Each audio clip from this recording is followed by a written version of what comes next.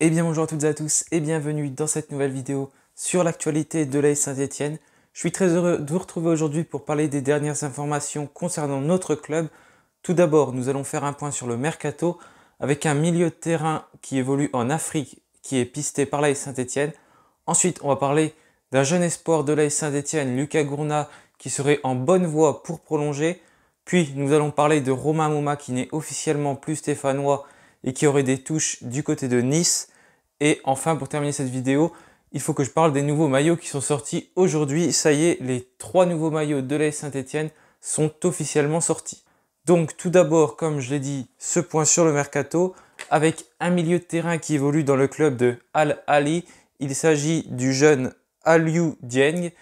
Donc c'est une information qui nous vient de Foot sur 7. C'est l'ancien joueur d'Al Ahly, justement, Ahmed Abou Moslem, qui a révélé un intérêt de l'AS Saint-Étienne pour le jeune Aliou Dieng dans l'émission Bulldozer Stadium. Il a révélé donc que Saint-Étienne était intéressé par ce jeune qui a 23 ans. Donc c'est un jeune milieu de terrain. Dans son palmarès, il a notamment gagné la Ligue des champions africaine en 2020. Petit bémol, il est quand même sous contrat avec son club d'Al Ahly jusqu'en 2026. Ce milieu de terrain est à vocation plutôt défensive. Cette saison, il a joué 30 matchs pour 1 but et 4 passes décisives. Plusieurs clubs sont intéressés, dont Lille, donc ce qui pourrait faire monter les enchères, puisque le champion de France est quand même intéressé par lui. Sa cote est estimée à 2 millions d'euros par Transfermarkt, mais plus il y aura de monde dans ce dossier, bien évidemment, plus son prix grimpera.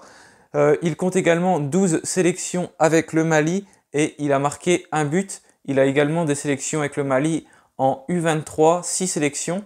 Donc avant de rejoindre le club d'Al Ahly, il jouait à Alger. Il a joué également dans le club de Djoliba AC. Donc 3 clubs pour le jeune malien. Saint-Étienne qui s'intéresserait donc à lui selon cette source.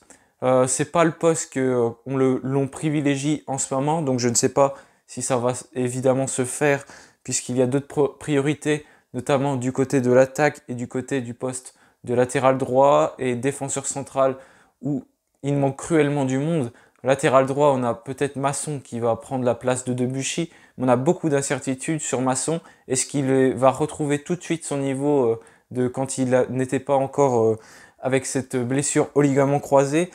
Peut-être qu'il reprendra aussi la place de Trauco à gauche, parce que Trauco qui n'est pas sûr de rester du côté de Saint-Étienne. On a également beaucoup d'incertitudes sur Gabriel Silva à gauche, qui répète les blessures depuis plusieurs saisons. Donc voilà, vraiment beaucoup d'incertitudes en défense à Saint-Étienne.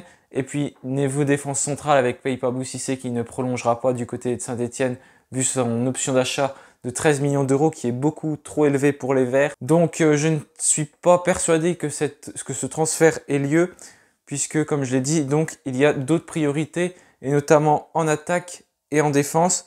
Mais en tout cas, je vous relais cette information qui est fiable, je pense, puisque c'est un ancien joueur d'Al Ahly qui a révélé ceci. Donc Claude Puel, ça peut évidemment l'intéresser puisqu'il est jeune. On sait qu'il compte beaucoup sur les jeunes pour les faire progresser. En plus, sa cote a quand même pas mal grimpé ces dernières années, hein. Elle est passée de 40 000 euros en 2018 à maintenant 2 millions d'euros. Donc c'est quand même un joueur qui a l'air d'avoir un fort potentiel, surtout au niveau défensif. Je ne peux pas vraiment vous dire ce que je pense de ce joueur parce que je ne le connais pas assez. Mais en tout cas, voilà, un jeune milieu de terrain, Aliou Dieng, qui est pisté par l'AS Saint-Étienne. Mais attention, le club, notamment du LOSC, est également intéressé, ce qui pourrait donc faire monter les enchères. Maintenant, on va parler d'un autre milieu de terrain, mais cette fois, il joue à Saint-Étienne. Il a fait une très très belle saison, ce qui lui a donc fait également énormément monter sa cote, qui est maintenant à 12 millions d'euros. C'est bien évidemment Lucas Gourna-Duat qui pourrait prolonger du côté de Saint-Étienne. C'est une information qui nous vient du Progrès. Pour l'instant, tout serait donc en bonne voie pour lui. Il n'y aurait plus que quelques détails à régler. Mais attention, plusieurs clubs se montrent offensifs, notamment Chelsea, qui pourrait donc passer à l'attaque et faire une offre pour le jeune prodige stéphanois, qui est sous contrat avec l'AS Saint-Étienne jusqu'en 2023. Il a récemment pris le numéro 6 d'ailleurs, le numéro 6 que portait Paypa Cissé, et également Yannem Villa il y a maintenant plus d'un an. Donc voilà, Lucas Gourna-Duat pourrait donc prolonger du côté de Saint-Étienne Claude Puel qui veut donc prolonger beaucoup de jeunes. Il l'a déjà fait au milieu, notamment avec Aymen Mouefek, en défense avec Seydou Sow, au cage avec Etienne Green. Pour l'instant, il n'y a pas vraiment eu d'offensif prolongé, à part Maxence Rivera prolongé récemment. Donc Lucas Gourna pourrait être le prochain, et si Lucas Gourna prolonge, ce serait vraiment une bonne nouvelle, parce que ça va être un joueur d'avenir pour Saint-Etienne. Il peut encore réaliser, je pense, une très belle saison, et malheureusement, je pense que l'année prochaine, on n'aura plus les moyens de le garder s'il continue sur cette voie-là. Il faut bien évidemment qu'il continue comme ça, parce que c'est pas parce qu'il a réalisé une très bonne saison qu'il le fera l'année prochaine.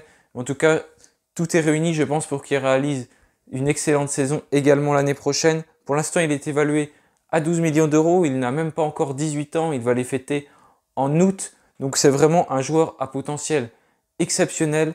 Et ça peut devenir peut-être même un des meilleurs milieux de terrain français. Donc, à nous de savoir le garder encore au moins un an. Et ensuite, le vendre au meilleur prix. Peut-être le futur milieu de terrain de l'équipe de France. On va parler d'un autre joueur. J'en ai déjà parlé hier. C'est Romain Amouma qui a malheureusement terminé son contrat avec les Verts. Son contrat qui s'est terminé donc hier, arrivé en 2012 à Saint-Etienne. Il part donc 9 ans plus tard, après avoir rendu quand même 9 belles années sous le maillot vert, malgré les blessures. Mais sans ces blessures, comme j'avais déjà dit précédemment, je pense qu'il serait déjà plus à Saint-Etienne en ce moment, vu le niveau qu'il a. Donc c'est peut-être une chance pour nous, pour le coup, qu'il ait eu ces blessures, pour qu'il reste et il nous aide encore. Donc selon Nice Matin, c'est donc le club de l'OGC Nice qui serait intéressé par lui. Ça avait déjà été évoqué il y a plusieurs semaines que le club niçois était intéressé. Mais là, avec l'arrivée de Galtier, tout pourrait donc s'accélérer. Et Christophe Galtier qui chercherait donc des joueurs d'expérience pour encadrer tous ces jeunes. Il a donc pensé à Romain Amouma, 34 ans, et à Loïc Rémy qui a le même âge. Mais Loïc Rémy, lui, n'a pas terminé son contrat puisqu'il lui reste un an de contrat avec le club turc de Kaykur Rizespor. Donc voilà, c'est donc une information qui, je pense, est très fiable puisque ça fait déjà plusieurs semaines qu'on l'évoque. Romain Amouma qui n'a donc plus vraiment de nouvelles de prolongation du côté de Saint-Etienne. Il aurait donc refusé une réunion le 28 juin et avait eu auparavant juste un appel de Roland Romeillet avec une proposition verbale d'un an de contrat supplémentaire qu'il a refusé pour ne pas être dans la même situation que cette année. Donc je pense que malheureusement Romain Amouma ne sera plus stéphanois l'année prochaine, mais il pourrait donc retrouver Christophe Galtier qu'il a connu à Saint-Etienne entre 2012 et 2017.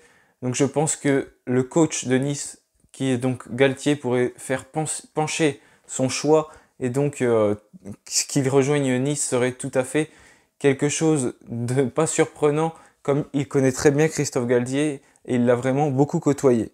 Maintenant, je vais parler des nouveaux maillots, puisque les nouveaux maillots sont officiellement sortis aujourd'hui. Ils ont été présentés sur Twitch à 12h30. Donc, 3 maillots pour les Saint-Etienne. Le domicile, qui est bien évidemment le maillot vert. Ce maillot est un maillot qui est quand même assez simple. Il n'y a pas vraiment beaucoup de détails. Mis à part qu'il y a des lignes blanches sur les côtés du maillot, ce qui fait référence au maillot KB Jardin porté par les Verts entre 1981 et 1984, puisqu'il y a quelques semaines, les Verts ont fêté leur dernier titre de champion de France. C'était il y a 40 ans, en 1981. Donc pour rendre hommage à ce dernier et 10e titre de Saint-Etienne, j'espère que ce ne sera pas le dernier de notre histoire, mais c'est le dernier pour le moment. Donc le Coq Sportif a donc prévu de faire ce maillot avec les différentes bandes blanches sur les côtés. Le maillot extérieur, lui, a des bandes vertes. Il est sur fond blanc, donc c'est également un maillot qui est assez simple. Il est tout blanc avec le nouveau sponsor The Bet. Il est également fait par le Coq Sportif qui devrait faire son dernier maillot pour Saint-Etienne, puisque normalement ce sera Hummel qui prendra le relais à partir de l'année prochaine. Et enfin le maillot Third qui, je pense, est le plus beau, qui pour moi est le plus beau en tout cas. C'est un maillot qui est tout noir pour rendre hommage aux mineurs. Il est également teinté de doré pour faire ressortir ceci et ça fait vraiment une chouette couleur. Sur le côté droit, on retrouve l'emblème de la ville de Saint-Etienne.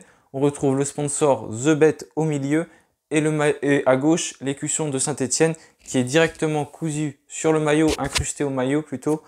Donc voilà, ce sont les 3 nouveaux maillots de Saint-Etienne qui sont sortis. Je vous mettrai bien évidemment les images au montage, mais en tous les cas, ils sont vraiment simples. Les 2 premiers, c'est vrai, mais ils sont efficaces, je trouve. Hein. J'aimais pas du tout ceux de la saison 2018-2019 avec la grande bande verte foncée, là, ça faisait un peu un effet de transpiration. J'étais pas vraiment fan, mais des fois revenir à des couleurs simples, ça rend les maillots plus jolis. En plus, la couleur verte est quand même très belle. Donc moi j'apprécie ces maillots, ils sont simples et efficaces, je trouve. N'hésitez pas à me dire ce que vous en pensez, vous, de ces maillots de la saison 2021-2022, les derniers maillots du Coq Sportif. Donc voilà, cette vidéo est terminée. Merci de l'avoir suivie. N'hésitez pas à la liker, la commenter, la partager si elle vous a plu. Je vous retrouve très bientôt pour une nouvelle vidéo. En attendant, portez-vous bien et allez les Verts!